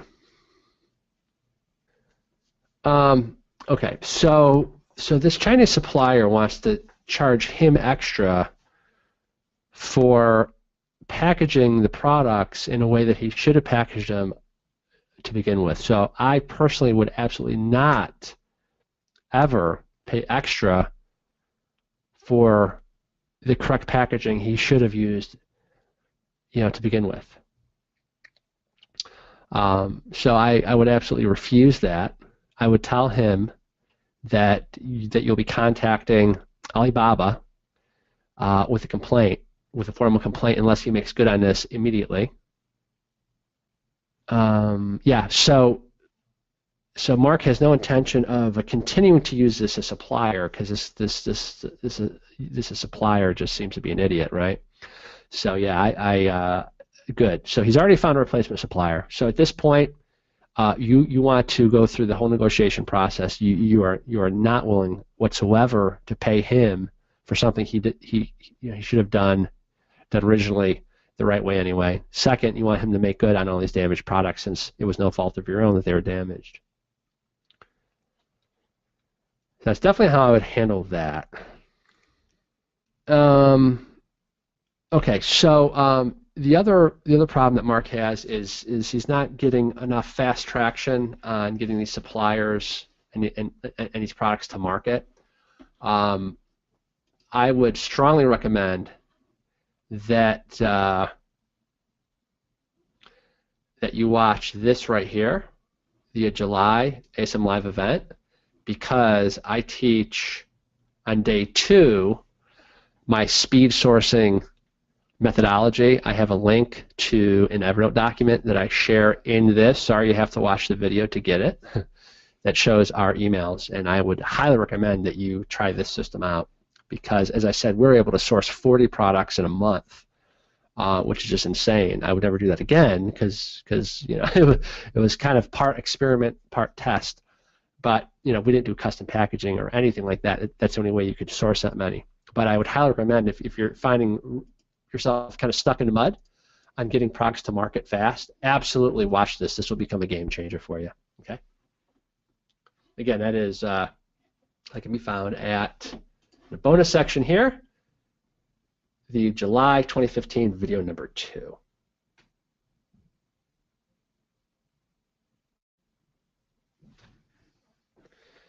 You guys are very verbose this month with your questions. I'm getting like 5-paragraph questions, despite my dire warnings that I'm not going to answer these. All right, let me read through some of these.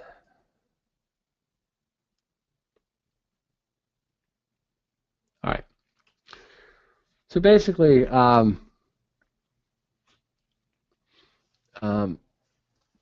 this person wants to know. So.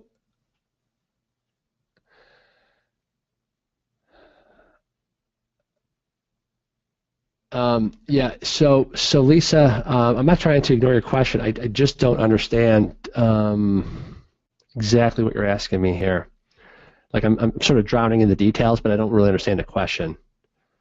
So I apologize. But like she says, she's got all these cartons and she's giving me the shipping plan and blah blah blah blah. But I'm not understanding your question. I apologize. Okay. Yeah, sorry. If you could just kind of clarify that and just keep it super simple, literally just like 2 or 3 sentences, it really helps me. And it also helps you because it makes you clarify your question. I did not follow that. I'm sorry, Lisa. I apologize. Okay, so I already covered the Black Friday changes on my webinar, so I would refer you to that, Luke. I covered 9 things that we're doing. And I also covered it a bit here on this Q&A. Jason says, I'm getting hammered on margins to keep rank and stay on page 1. The competitors are dropping price for rank by a lot. Any advice? Well, you're not going to like it, but it sounds like you're in kind of a commoditized product sector where it's easy for people to get in the game. Therefore, the only thing they can compete on is price. So I would say that if we go back to some of the fundamental things that I teach in Fast Track Coaching, it's what? Get to 10 products as fast as possible, just for this reason, so that you're not, so your whole business isn't predicated and relying on one product. You will have market fluctuations happen like this. It just depends, right? One of our products just recently took off by sheer luck because one of the things that we use in our product, recently kind of is getting popular. Okay, so it's taken off, but I just know what's coming.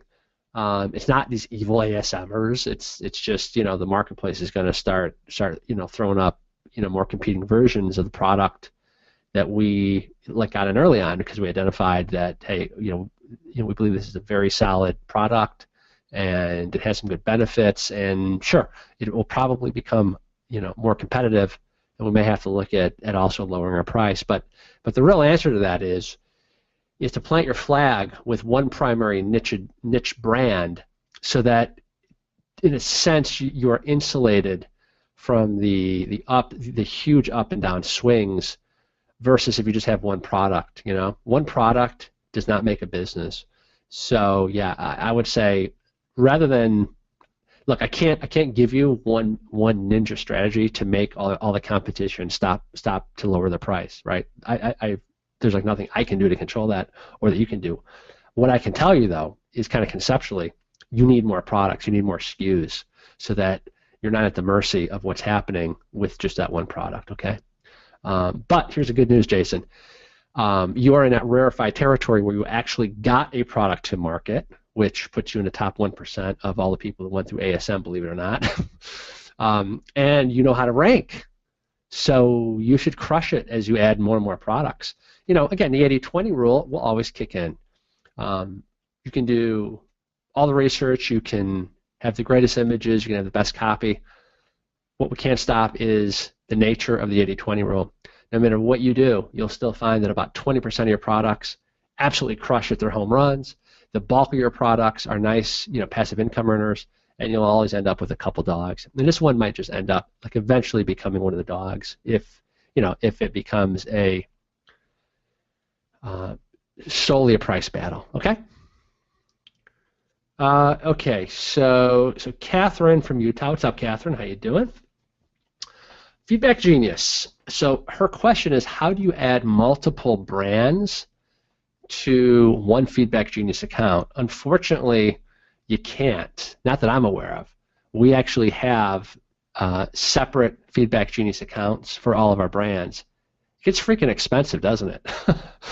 But until they come up with a solution, it's the only way that we can do it. Now, I find Feedback Genius very valuable in the sense that, once we get the product ranked, we're running ads very aggressively, Facebook video ads, yada, yada, yada, all these kind of tricks up my sleeve. Feedback Genius becomes more and more important, because that's going to be the glue that, that kind of holds together my review system, right? It's going to be those nice,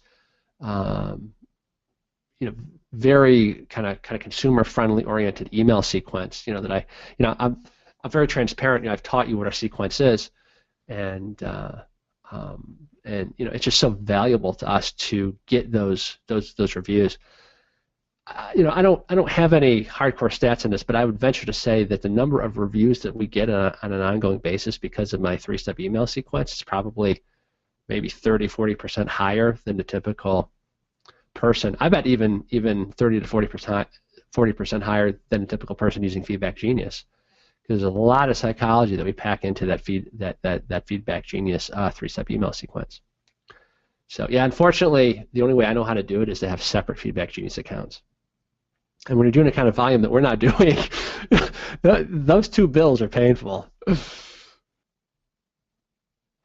Matthew, one thing that you can so Matthew is quite sort of open up a can of worms. I mean, it's a good question, but he basically wants to know how to increase your conversion rate. Yeah, I've covered that extensively on past sessions. So one option would be to get your hands onto past sessions, because there's a big body of work there. And I don't like to repeat the stuff, because then that penalizes people that have been with me from day one, right? So they don't want to sit and hear the same stuff, when they're paying good money every month. So I have to be very sensitive to that. I will say that one thing that you can do, which is kind of a unique way to answer this, is if you want a way to instantly lower your Amazon ads cost, it is to bump up the average unit number of units sold in your listing. And you might be like, well, wait, what? Yeah, that means, okay, put another way, use and utilize the coupon stack in your listing.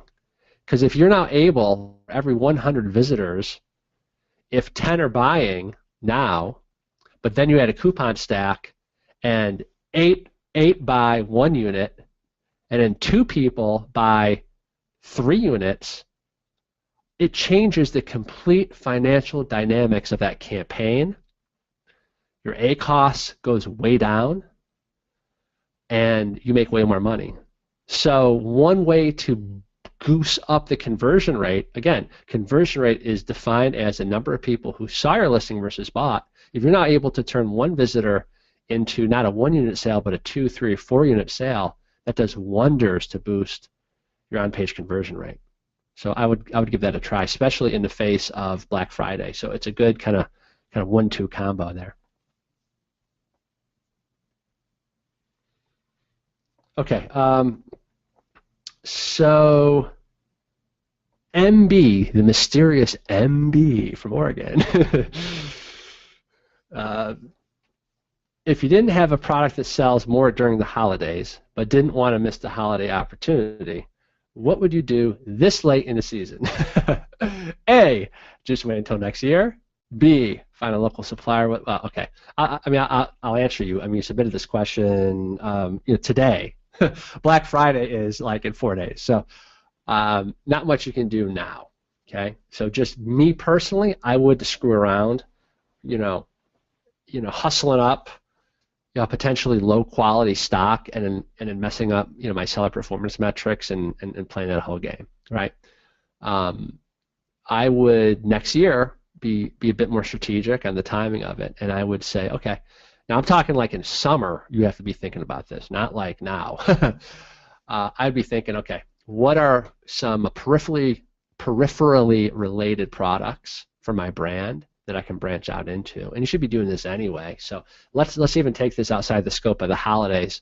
I would very aggressively start adding more SKUs. Here's a good mantra to write down. The more SKUs you have, the more money you make. The more SKUs you have, the more money you make as a general rule. If you're a Ben Cummings student, that's definitely true because you guys know how to rank, you guys know how to get reviews, you guys know every single ninja trick out there. You guys, even if you just did Facebook video ads and then Facebook video review ads on top of that, and then did the video retargeting and blah blah blah. You guys have so many tools in your tool belt. You really have no excuse, or you should have no fear to be adding SKUs. So bigger picture, and that applies not only to the mysterious MB from Oregon, but also to everybody else. Okay, so Jonas from Stockholm, Sweden. Ben, first of all, thank you for all the super duper great content that you're sharing. Thank you. Super duper great. He did that as one word. I like that. It's a must to follow you in doing this business, and the best investment if you compare with all the rest of the so-called gurus out there in the digital jungle. Thanks, man. I appreciate that. I have a question regarding giving away a product in order to build your list, the funnel from last webinar. Yep. What would be the price limit on such a product? Okay, are you talking about, all right, I'm gonna assume he's talking about the free plus free shipping, right? Is that what you're talking about? In order to get people interested, you would not want to pick a product that's too cheap. Oh, right, exactly. Then it would not be worth a shipping fee. Also, where do you send them after they've landed on the landing page? To your own store or to Amazon store? Okay, this is all, Jonas, all that stuff that I taught this month, that's all off of Amazon. So there's no tie into Amazon whatsoever, other than if you're using Shopify for your fulfillment. Shopify uses the Amazon FBA, but that doesn't impact your ranking whatsoever. So for all practical matter, it's, so we want to draw like a line in the sand. We basically want a tactical game plan for having a product line on Amazon, standing in front of the giant tsunami wave of traffic and trust that exists on Amazon. So starting a new product on Amazon is still the greatest business model that I've ever seen in my lifetime. But the other, but you still have to draw a line in the sand. On the other side of the table is we still need to be very cognizant and sensitive to the fact that we need to ultimately be building our brand and our e-commerce site, and not just Amazon's. So we're making the shift, and you're going to witness my shift, and you're going to see actually my marketing funnel as I test it and I develop it. So I would say sit tight in the coming months as we figure this out. I don't like just, I could show you what I'm doing now, but it makes no sense because I haven't really, perfected it yet. So, it's kind of like, so my brother right now, he's in a Steve Martin play. My brother is a Broadway actor, so he's been in practice sessions in New York, and they're going to be opening up at the Kennedy Center in D.C., and they're hoping that it takes off there, and they're going to then be opening up on Broadway, and it looks like that's happening. But, like before they ever show the play to the public, they do months of rehearsal, and they perfect it. And that's typically, with rare exception, what I do in Fast Track. I could rush something out to you, and it would probably make some people happy, but you wouldn't get the result. I want to make sure that I don't expose you guys to just some stupid mistake that I made, or that I didn't think through, or maybe the funnel just isn't optimized yet. So I like to just be a bit more patient. If it's a good idea now, it'll still be a good idea in 2 months. And when we have everything nailed down, that's when I roll it out in Fast Track. That's why I'm not rolling out yet anything about exact match and phrase match and broad match, because yes, I'm obviously testing, yes, I'm obviously aware of it, but I don't want to just start teaching stuff half-cocked and not really give you the the proper framework and the good tactics that work. So, long way of saying, you will have more clarity on what those funnels look like as I test them, and when I feel comfortable that I can share them with you guys. So the free plus shipping funnel is a funnel designed to build a giant list of buyers that we will only keep within our e-commerce ecosystem. I don't think I would ever cross-pollinate. Like, in other words, if I sent, let's say, 100,000 people through a free doggy toy plus $4.95 shipping and handling, okay? And what Jonas is saying is there's certain products that are so cheap people don't even want to pay the shipping and handling, right? And right, absolutely. So part of the game becomes, what is a very high perceived value product that we can get for cheap? And so I gave the example of Perry Belcher's custom suit business. He's selling custom suits for $2,000, and he can get silver cufflinks very inexpensively, but the perceived value of those is $24, $29, $34. So it does require a bit of looking. I showed the Kippert tool, and that's a way to start just generating a list. And you can just kind of, what I like to do is I like to contact the existing manufacturers, and I say, hey, look, I'm already sourcing this product. We're looking for some other products that I can source from you. Send me a list of every single product that you have with what you would charge me. And sometimes, most of the time, these manufacturers sell related products, and you might see that, oh, that's a great one, and it's dirt cheap, and it's high perceived value, and then you would give it to them for free and just charge them for shipping and handling, because a buyer is a buyer is a buyer is a buyer. A buyer is worth 5 times more than just a lead, because they have a proven propensity to whip out their credit card and buy stuff. Okay, and what goes on behind that is typically you want a one-time offer to try to monetize your list right out of the gate, because you might be losing a couple bucks on it for sale, or maybe you're break even, and this is where you want to monetize. Okay, so this is where you offer your second SKU. Normally, let's say $34.95. If they buy it right now, you'll add it to their order plus give them free shipping. Just $27.95, and it'll ship with their other products that they just ordered, and it's a complementary product, and people who buy product A love product B, yada yada yada yada yada. A certain small percentage will take you up on that. The goal, of course, is to break even on those buyers. I would spend every penny I could if I could break even on buyers, because then you have an infinite budget, because then you can make it up on the back end, right? Because once they become your buyer, they're added to your email autoresponder list, and you take them through funnel number 2, which is now a higher priced funnel, right? Maybe you just give a slight discount or no discount at all, and you just keep mailing them about your other products. You send them information about how great they are, product features, and they're in your own ecosystem that you now control. The problem with Amazon is what? They are surrounded top to bottom, side to side by the competition. If we keep them in our own ecosystem, we control the path, we control what they see, we control the tone. We don't have any of the limitations in our listing like Amazon imposes. Like, we can't put a video on our Amazon listing, but we can put a video of our product. We can we can have a link to our FAQ videos, right? I just taught the FAQ formula, which is a killer formula.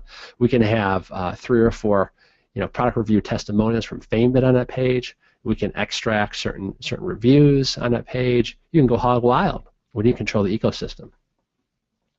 All right, let's keep going. Okay, we're coming to the end here. Let's. Okay. So Donna says I'm not allowed to go, but Ben, on her question. I like that. So she's concerned about using the giveaway funnel, but what I'd recommend that you do is use the flash sale funnel that I taught in August. It's either July or August. I think it was August. And then you can control and vary the amounts of that flash sale. I mean, look, we're just playing with words. Flash sale or giveaway, same damn thing. It's just a flash sale isn't as extreme as a giveaway. So like a giveaway is typically $1. Flash sale, you could give the product away for $4.99. I have no problem with that. It works phenomenally well. Okay. There's certain products it's a bit tougher if you have like a supplement, because the whole psychology of a supplement's different. It's like most people that ingest something, they don't want to get the cheapest version of it because they're ingesting it. So I'm not saying it's perfect. Look, nothing in business is 100% perfect. This is not like insert quarter into gumball machine and a gumball comes out every single time, right? So we do have to massage the current reality of the product into the marketing plan. But for most products, and even I would say for most highly visible supplements, you could still do a giveaway, a quote-unquote giveaway or / flash sale for $4.99, and say, hey, this normally sells all day long on Amazon. You can see the price here. It's a top quality supplement for $34.95, but for one day only, because we've just launched this product and we want your feedback, you can get it for $4.99. So don't be locked into this $1 stuff. I mean, everyone's so freaked out about that, but I'm telling you, the flash sale model kicks butt. So that's what I would do. Okay, so Joshua says that he has a product. It's fallen off back onto page 4 to 5 in his category. It's one of the top reviewed products, and he has a custom mold. Ooh, that sounds awesome. So Joshua's doing it right. The top few listings seem to move product because they're priced about $6 lower than myself, and I'm still priced competitively. My on-page conversions also drop. That's probably because you've fallen in the rankings more so than sponsored ads doing anything. Okay, so what I would do is I would do a very aggressive flash sale with Facebook ads, exactly like I taught. Again, you don't have to do it for $1.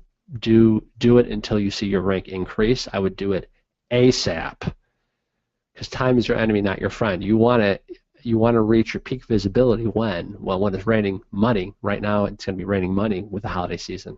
So I'd highly recommend that you do that. And again, I'm just using $4.99 just because somebody previously posted that. You can do $6.99. Hell, you can do $9.99. It just depends on a product. But just again, don't leap over dollar bills and chase pennies, as we say. You want to make sure it's priced in such a way that it's easy to say yes, because the goal here isn't to get rich doing a flash sale. The goal is to get what? Re-ranked. Okay. You don't have to give away the farm. You don't have to give away hundreds of units a day at that.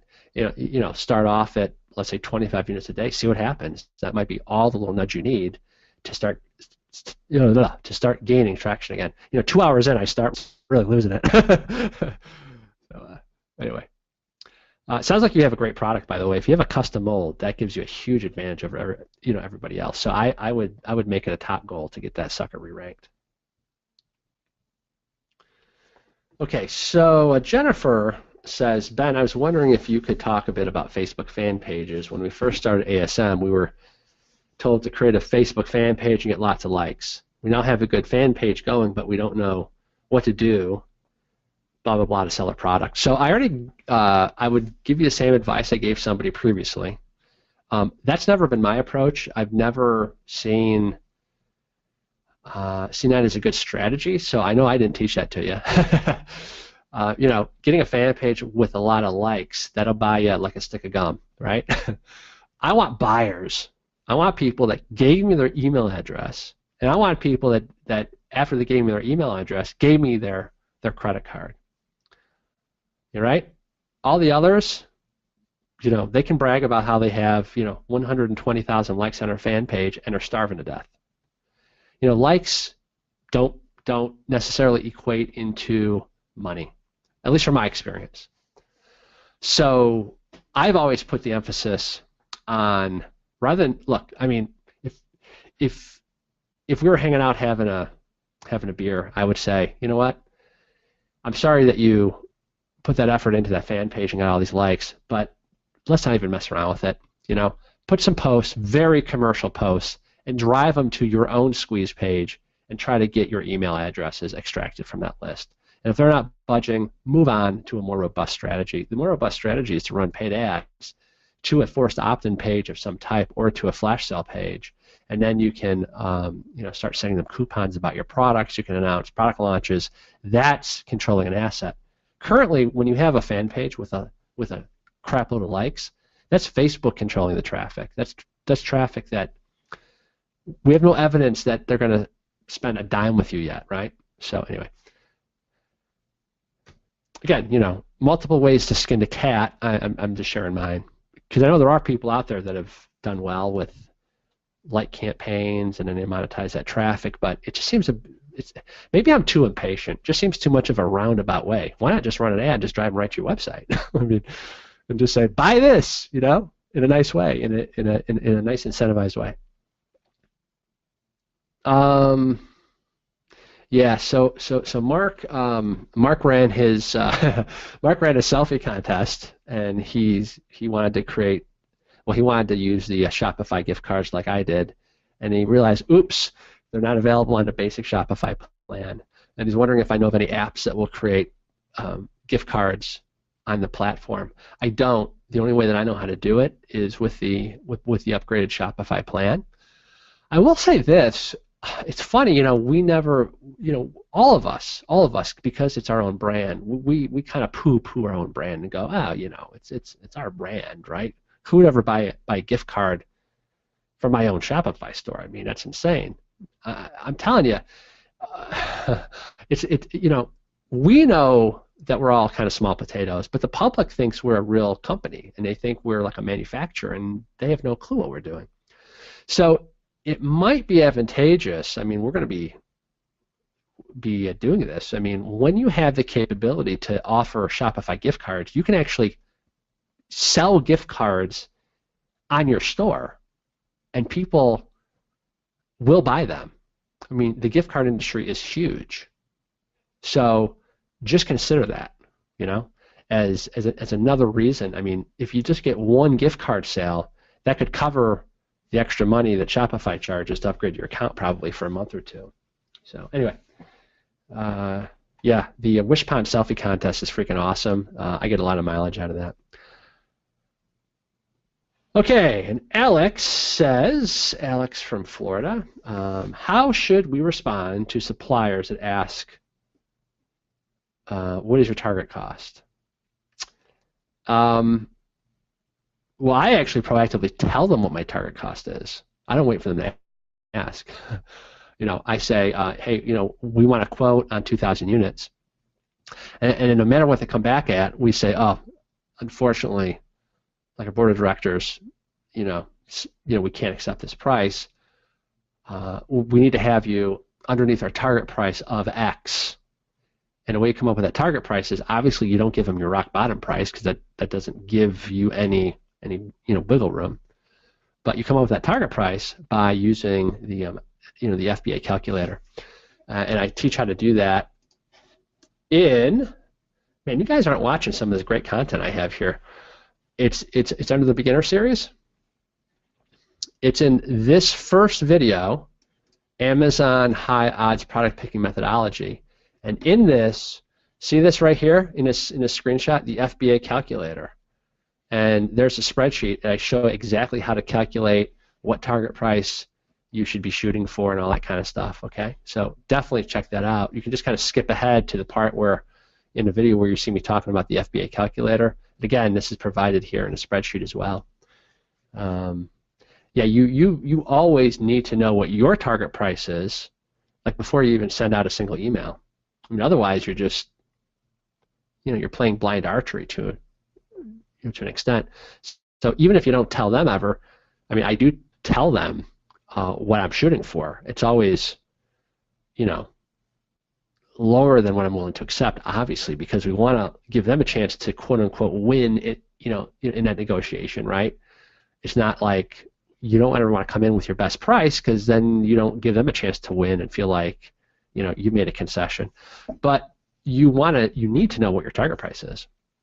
Over the summer, I sourced 10 products, and I knew what the target price was that we had to get for all these products. And for one or two of them, we just simply weren't able to do it unless we ordered a huge amount of quantity, and it just wasn't worth it. So we just scrapped those. Next, there's hundreds of products that you can source that are awesome, but we were able to get them for all the other products. And yeah, very important that you figure out what your target price is.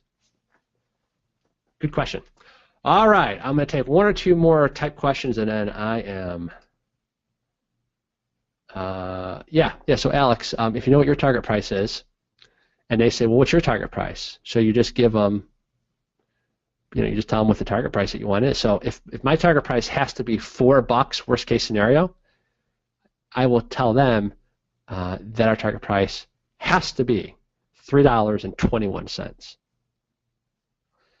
And then I'll go, oh, impossible, but we can go $3.67. And I go, okay, let me bring that to the board of directors. Well, they wouldn't accept $3.67, but what if we split the difference? We're looking long term. What if we did $3.50? Would that work? Yes. And I see I'm under that $4, but you don't ever start out with your best price, because it's important that you let them feel like they've won as well. It's just very important to the art of negotiation, from my experience at least. Rain, I will probably cover that in December. He had a Kippert question. I think that's an important question. No problem, Alex. No problem, Rain. All right, guys. I've reached that point, 2 hours in, where I am mentally fried to a crisp. I don't know how much more. I don't know how coherent I will be if I continue, but we got through all the submitted questions and several of the type questions. Thanks, guys. I really appreciate you guys hanging out, and it's always a blast, man. You guys asked some good questions. I got some long questions this time that were submitted. Those are tough for me because, as I'm trying to remember what they are on the fly, and I got to translate them, and it really does help me out if you guys can kind of abbreviate those questions as much as possible for me, which most of you do, and I really do appreciate that. So, guys, exciting times here. Next time we chat, you will have made it through one of the greatest e-commerce buying periods of the year, and Amazon is predicting this is going to be the biggest ever. So I, for one, am incredibly excited for you, for us, and let's just absolutely crush it. Let's kick some butt. I want our fast trackers to just dominate the Amazon space. So please keep me posted on things. And we're going to be doing a webinar here in a couple weeks, so it's not too far off. And I would love to hear how well you guys are doing in smack dab in the holiday buying season. Very exciting time of the year. And, you know, I always look at this time of year as a way to kind of build up my war chest to source more SKUs, more products in Q1 and Q2, right? Because it's a wonderful opportunity. So don't take that money and, you know, and go buy yourself a new Rolls Royce or something. You know, save some money for product number 2, 3, 4, 5, 6, and let's scale this baby, right? All right, guys, have a fantastic Thanksgiving. Those of you that are in the U.S., for the rest of you, have a fantastic Black Friday and Cyber Monday, and we'll be talking again soon. All right, see ya. Bye-bye.